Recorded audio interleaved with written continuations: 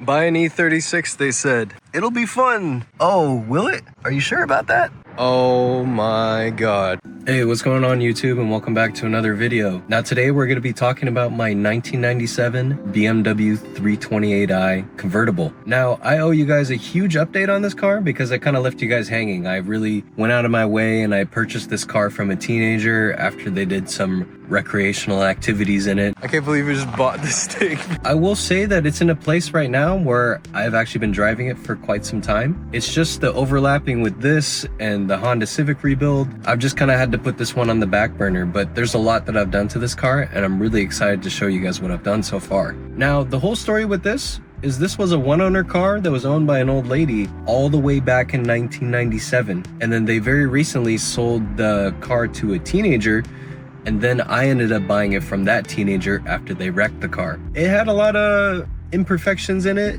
and it was pretty clapped, but this is kind of what I specialize in. So of course I wanted to go out of my way and make another tastefully clapped premium acquisition. There's a lot to see here, and I think I'll start off by just showing you the front end of the car, because from what you saw last time, it was kind of in shambles.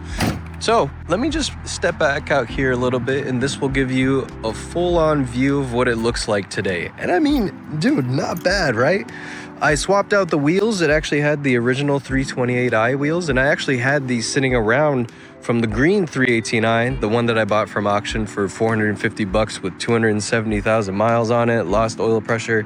That's a whole nother story, but if you want to go check that out, I'll make sure to link that above. Here's where the primary damage happened on this car. So this is called the front bumper reinforcement, and on these old BMWs, they designed this so that it takes most of the impact when it comes to anything that happens in the front end collision. So this is like your first point of repair, so it makes it much cheaper for automakers to be able to repair something that's in a fender bender like this. Now, I was able to keep the front bumper, but I definitely needed to replace the front nose panel as well as the turn signal, and then one of the kidney grills also. So this was all pretty mangled up. So since I was able to do the whole front end restoration on the green 318i, I felt very comfortable taking this on, and it actually wasn't as bad as I thought it was gonna be. Everything aligned pretty smoothly. It's not super perfect. It's enough for me to get by for now, because I think I'm gonna save up my money and get an M bumper for this car, because I think it would just really complete the look. I don't mind the tastefully clapped stitch.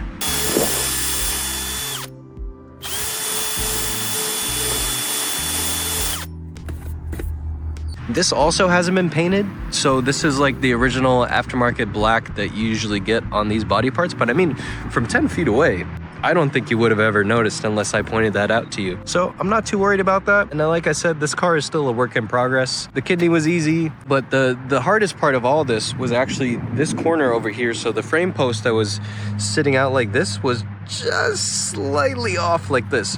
So I had to take it to a buddy of mine, and we put it on the frame machine, and we pulled this post out this way, and it made everything realign again, and it looks really good. This setup that I have for wheels and tires, these are actually touring tires, but the thing is, if you just want to daily this thing, these are actually really wonderful tires. I actually highly recommend these. Yokohama YK 740s, I think. The wheels, I'm not like super duper in love with them. Of course, I would love to put like some Apex Arc 7s or something like that, but I shouldn't be running around spending so much money on cars, because as of right now, I have way too many cars, man. From the last time that you also saw this car, you might notice too that this rear window has been replaced, because before it was in a really bad state. What essentially happens is if you ever get into an accident in an E36 convertible, what will happen is these roll bars will deploy and they'll go up and they'll hit the rear window. But in this case, that actually happened. So what I had to do is I had to find the special tool that's in the trunk and bypass all of that by pushing the roll bars back down. As you can see already that these have deployed, and I wanted to show you a quick trick on how you can do this all by yourself. Push down here, and it goes to this certain point. See how it pushed all the way down? Be able to push this roll cage back down and reset it. And then that finally gave me access to be able to replace the rear window. So all it really takes is just replacing all this, and it's actually a zipper that goes on the inside, and then this is sewn off and glued down to just protect any moisture or water from getting on the inside. That was a pretty straightforward one. something you could do yourself. But the only thing that I don't like is there's this little wrinkle that's in the rear of the plastic window. It really bugs me. I know that this is like nitpicking or whatever, but you know, I had to pay my hard-earned money with this, and you know, I kind of wanted to look nice. They told me that you could hit this with a heat gun or maybe leave it out in the sun, but honestly, I've driven it quite a bit and I don't really see it flexing in any way. That may be something in the future that I'll try and remedy myself, but I mean, this wrinkle, it's pretty set in there, so I don't know if that will actually come off eventually. It's a lot better than what it was before, that's for sure.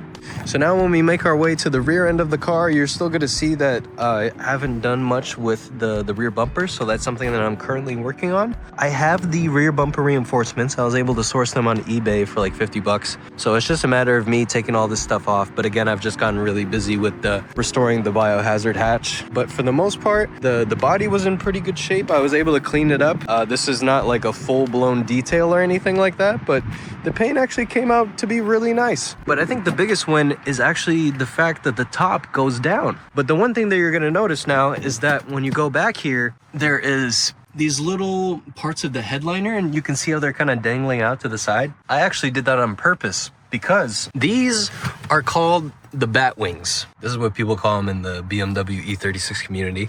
And they basically hold down the headliner when you operate the automatic top from going up and down. But in this instance, it is actually was giving me issues with pulling down the top, and I didn't want to ruin the fabric on the headliner, so I just pulled these off to the side. And then I realized that they're being tied down by string, but I don't remember the configuration of the string. So I've been looking all over online to see if there's even one person in some forum from 2003 or something that will be able to solve this mystery for me, but maybe one of you guys in the comments will be able to help me out with this one. The top does operate, so in these cars, it's not like a Miata where you can just kind of, you know, it has the clip here and the clip here and you pull it and it just tilts it back. This is fully automatic. Very scary for a car of its vintage. And now you're gonna just push the button right here. And you'll see all the windows will go down and the motor will start turning.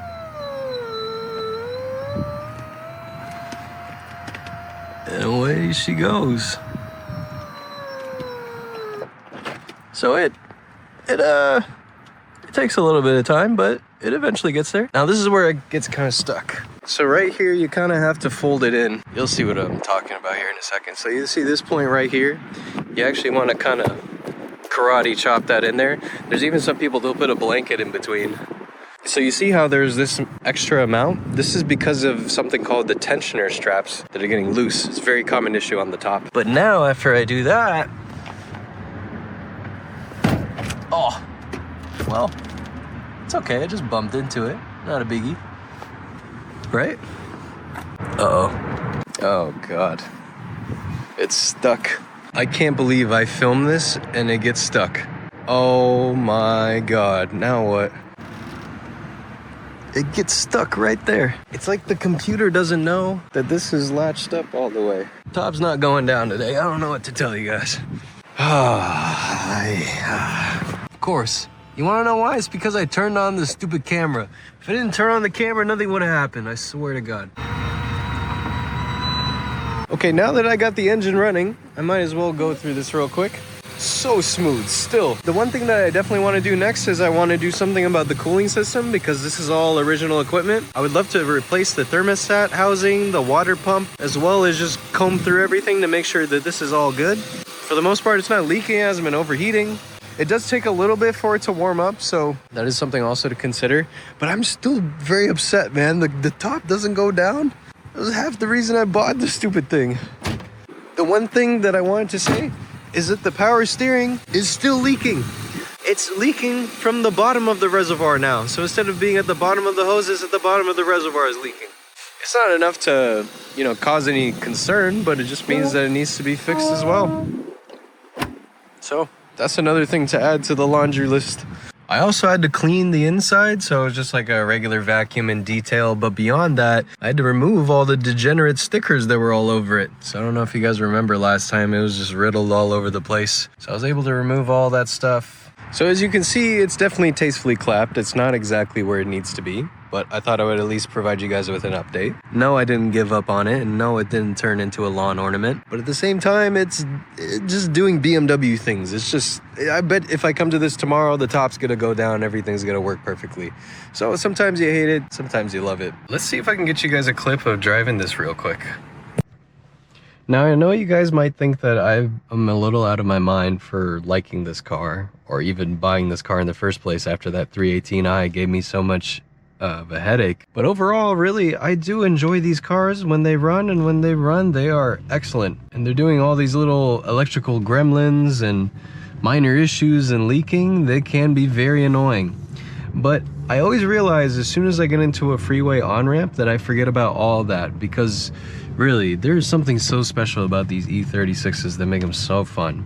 They're just like in this sweet spot right now of like being modern enough where you don't feel like you're in a BMW 2002, but at the same time you can find parts for them like crazy. But now they're slowly being all turned into drift cars and being destroyed, and slowly people are going to start raising the price on them. And I think they're going to meet the same demise that the 240 did, because the 240 was the cheap drift car, and I think right now we're in the era where the E36 is slowly turning into the cheap drift car, because you see them all over the place. And people knock the verts because they're a little bit heavier, and maybe you don't have as much chassis rigidity because of course there's no roof. But at the same time, there's a lot to like here, and especially in the 328 configuration. It's really good, man. It's super sweet. And all it takes is just a little blip of the throttle, and you put your foot down, and away she goes. Very smooth engine. Very smooth.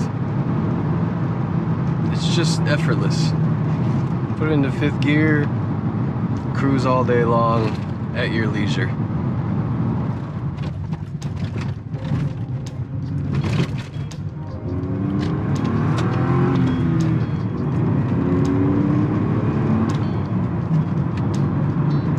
Anyways, hope you guys have a great day. Thank you so much for watching, and I'll catch you in the next one. Take care.